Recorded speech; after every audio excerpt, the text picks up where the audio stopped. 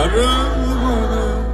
Ama bir gün beni ararsan bak ruhuma.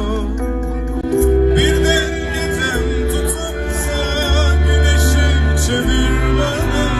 Sevgilim varsa biraz zor olsa, affet beni akşamüstü gölgem uzarken.